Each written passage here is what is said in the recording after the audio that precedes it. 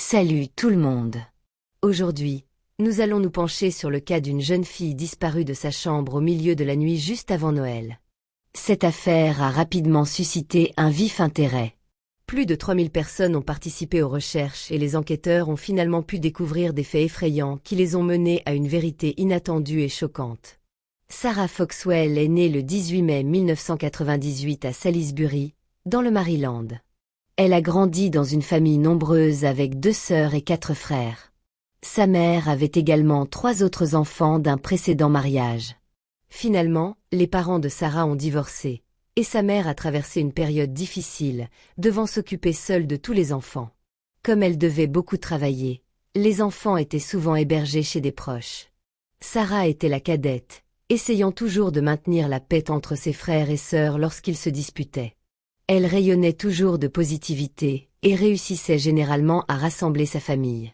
En décembre 2009, Sarah avait 11 ans lorsqu'elle emménagea temporairement chez sa tante et ses grands-parents. Noël approchait et sa mère faisait des heures supplémentaires pour acheter des cadeaux à chaque enfant. Sa tante vivait dans une grande ferme en périphérie de Salisbury. Les enfants adoraient cet endroit, car il y avait beaucoup d'espace pour jouer. Le 22 décembre, tout semblait normal.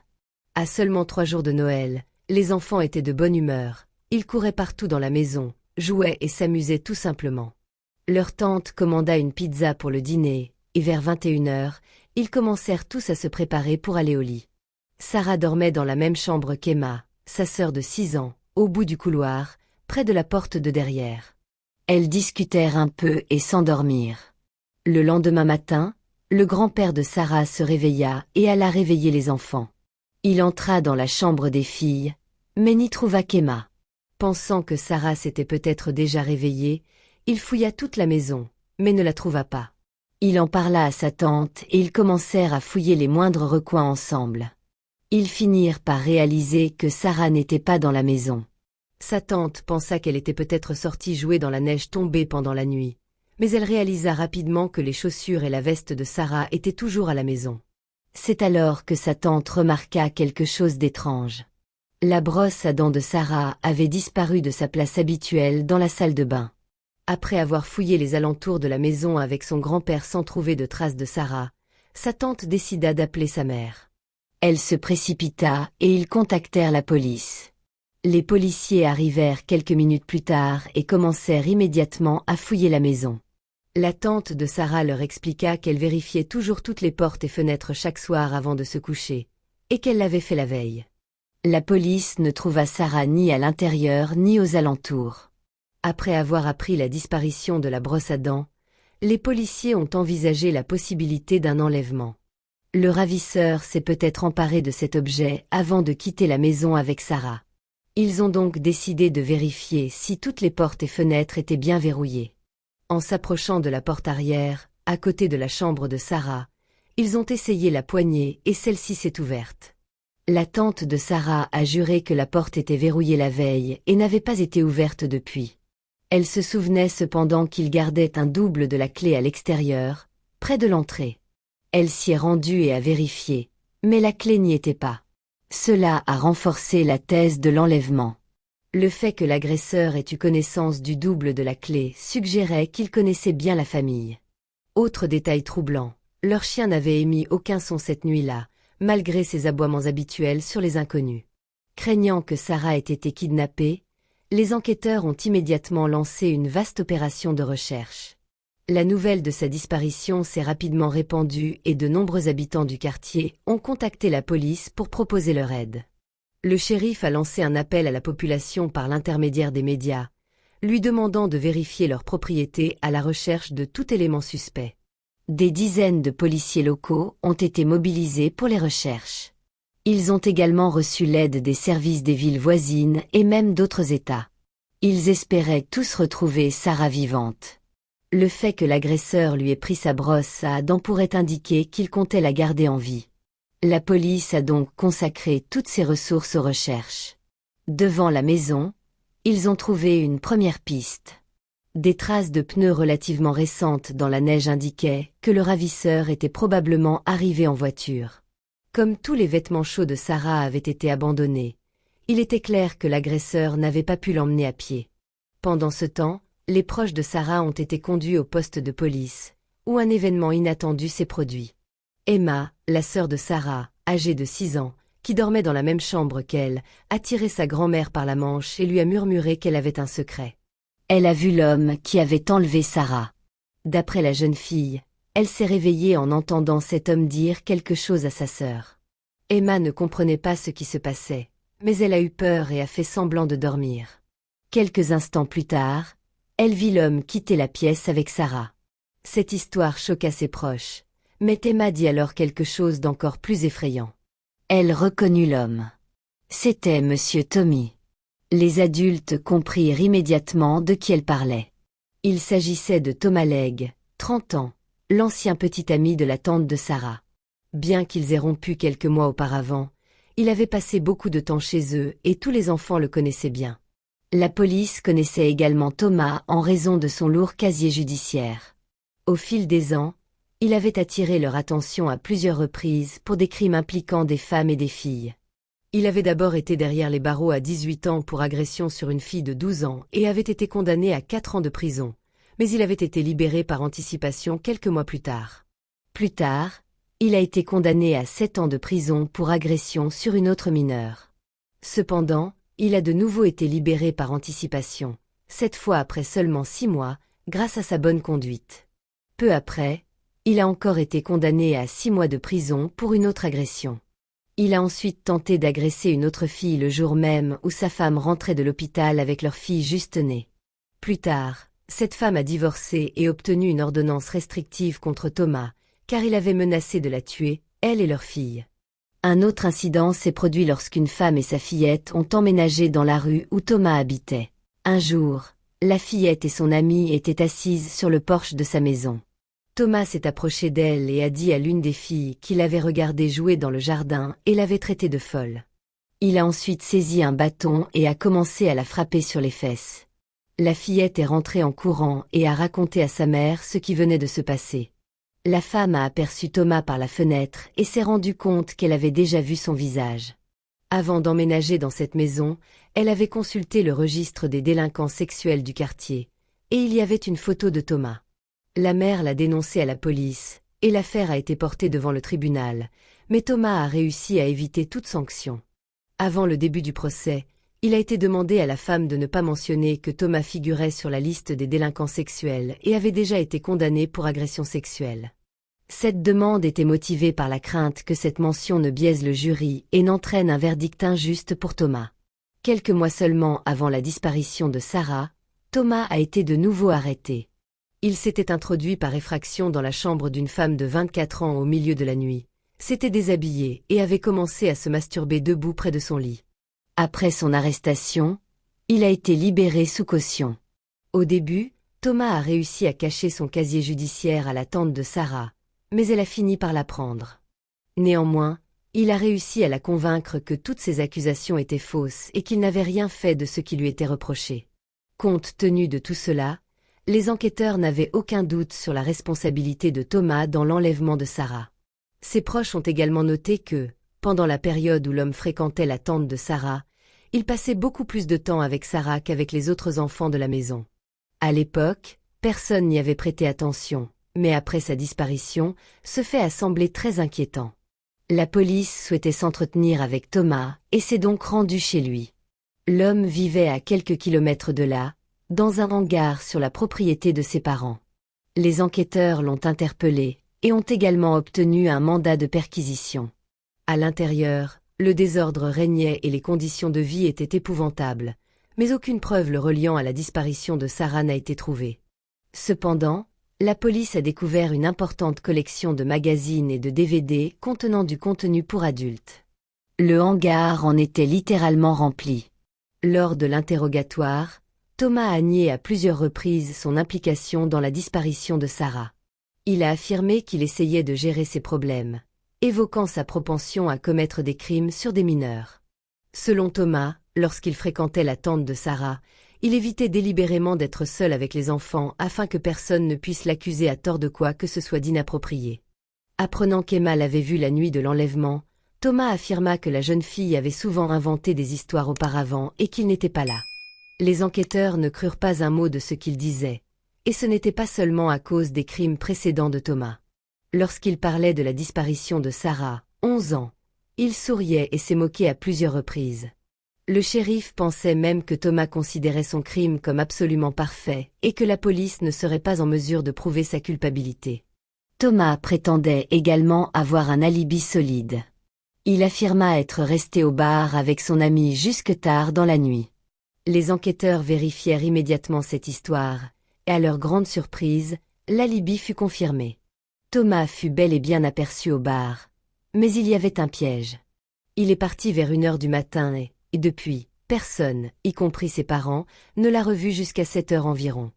Lors de l'examen de son téléphone, ils ont également découvert que ce soir-là, Thomas avait envoyé des messages à plusieurs femmes proposant de le rencontrer, mais qu'elles avaient toutes décliné. Malgré tout cela, les enquêteurs n'ont toujours pas réussi à démasquer Thomas. Ils espéraient que la jeune fille était encore en vie et ont donc tout mis en œuvre pour la retrouver. Lors de la saisie de sa camionnette, la police a immédiatement découvert plusieurs indices importants. À l'intérieur du véhicule se trouvait la brosse à dents vertes de Sarah et une grosse sucette. Les enquêteurs ont pensé que Thomas avait pu utiliser le bonbon pour la tirer dans sa voiture. Les traces de pneus correspondaient également à celles laissées dans la neige devant la maison la nuit de la disparition de Sarah. L'homme lui-même a déclaré aux enquêteurs qu'il n'était pas revenu dans cette maison depuis plus d'1 mois et qu'ils avaient maintenant la preuve qu'il avait menti. Malgré le fait que Thomas continuait de nier tout en bloc, la police espérait toujours retrouver Sarah.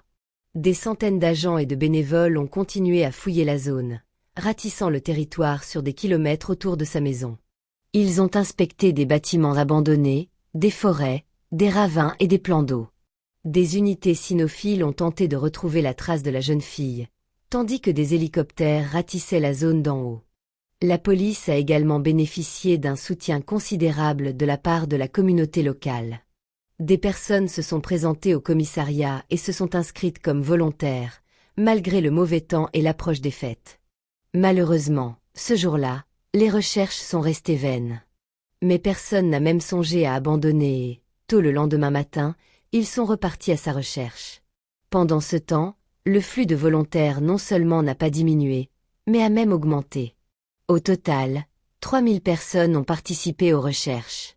Le shérif a même dû déplacer le centre de coordination vers le grand stade de baseball, le commissariat ne pouvant accueillir un tel nombre de personnes. Il est à noter que parmi les volontaires se trouvaient non seulement des adultes, mais aussi leurs enfants. Ils ont distribué de l'eau, du thé chaud et de la nourriture. Chacun a fait de son mieux, espérant que cela permettrait de retrouver Sarah vivante.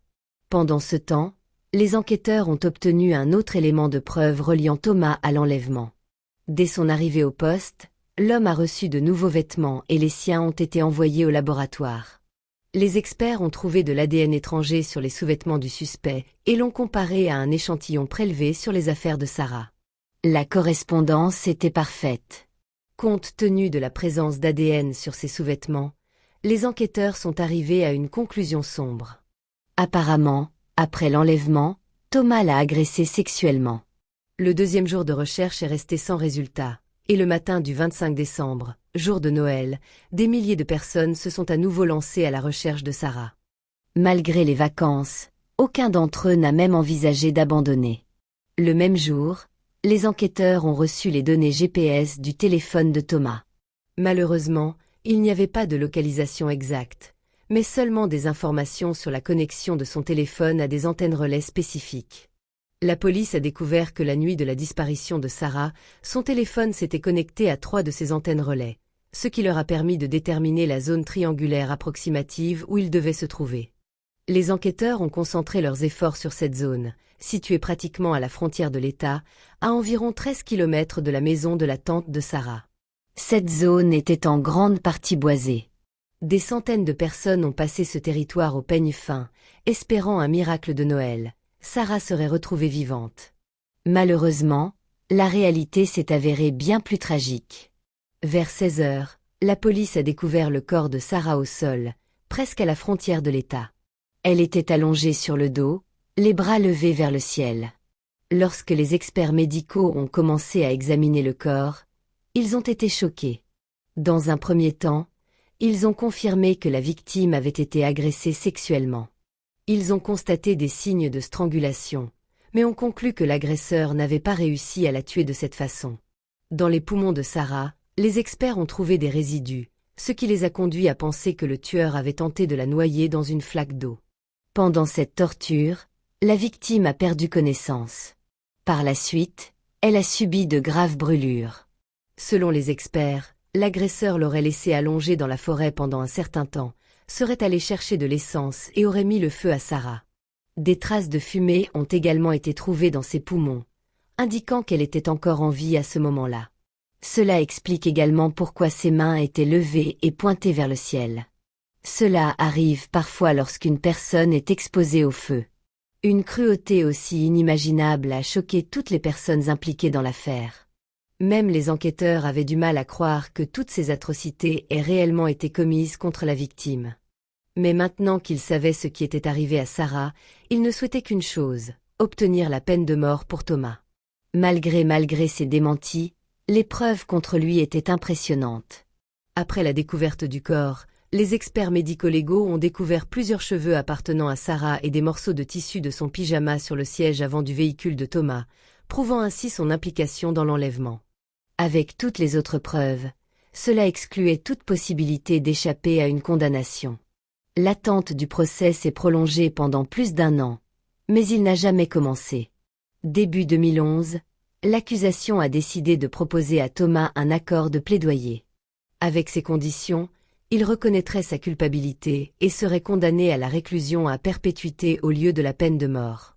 Compte tenu de ce qu'il avait fait à Sarah, cet accord pouvait paraître injuste, mais plusieurs raisons sérieuses plaidaient en faveur d'une telle décision. La principale était que la sœur cadette de Sarah devrait témoigner à plusieurs reprises devant le tribunal en présence du meurtrier. L'enlèvement et la mort de sa sœur étaient devenus un sérieux défi pour elle, et le procès aurait pu l'affecter encore plus. Une autre raison justifiant cet accord était que l'accusation n'était pas sûre à 100% d'obtenir une condamnation à mort. Si les avocats de Thomas avaient obtenu un verdict différent, il aurait pu avoir la possibilité d'être libéré un jour, ce qui n'était en aucun cas prévu dans l'accord. Un autre problème se posait. Le gouverneur de l'État s'était opposé à la peine de mort à l'époque, réduisant encore les chances d'obtenir cette peine. Finalement, Thomas a accepté et a raconté aux enquêteurs tout ce qu'il savait déjà. Il a admis avoir piégé Sarah pour qu'elle quitte sa maison avec lui. Il l'a ensuite emmenée, agressée sexuellement et tuée. Il a été condamné à 2 peines de prison à perpétuité sans possibilité de libération conditionnelle et transféré dans une prison de haute sécurité. À peine incarcéré, un autre détenu l'a attaqué avec une arme de fortune pendant le déjeuner, lui infligeant plusieurs blessures graves. Thomas a survécu et le personnel pénitentiaire a pris des mesures supplémentaires pour le protéger des autres détenus qui lui voulaient du mal. Le cas de Sarah a suscité l'indignation, car le système a donné à Thomas à plusieurs reprises la possibilité d'être libéré et de continuer à commettre des crimes. Finalement, l'État du Maryland a adopté la loi Sarah, qui impose à toute personne reconnue coupable de maltraitance d'enfants une peine d'au moins 15 ans de prison avant d'être éligible à une libération conditionnelle. Vous pouvez maintenant partager votre avis sur cette terrible histoire dans les commentaires et n'oubliez pas de cliquer sur « J'aime » et de vous abonner. Merci de votre attention. Merci d'avoir regardé. J'espère que cet épisode vous a plu. Si c'est le cas, n'oubliez pas de cliquer sur le bouton « J'aime » et de vous abonner si vous voulez en entendre davantage.